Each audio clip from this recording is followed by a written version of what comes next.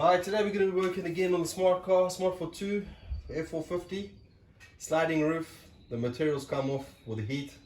I'm going to show you how to get that sliding roof off properly without breaking any clips. Okay, so basically your roof slides up and down on this rail. What we're going to do, we're going to loosen the rail from the back.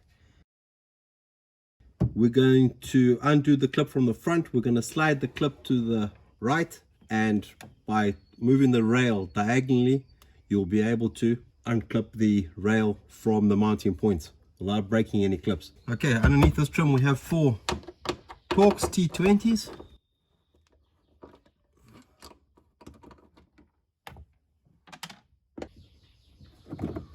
Remove the light. So this screw at the back mounting point here sort of unscrews 180 degrees and sort of undoes the cam, and what it does is it loosens the tension on the bar. Okay, so this rail is now loose. The center mounting point here has a little plastic divot that keeps the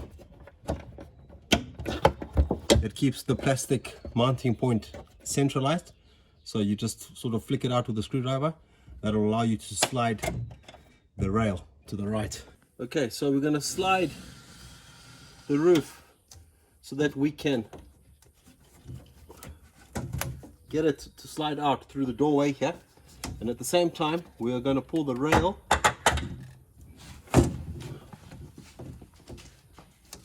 diagonally. Okay, so that's how you get your sliding roof out of your Smart Fortwo without breaking any of the clips. Thanks for watching. Remember, there's always a fix. We'll see you in the next one.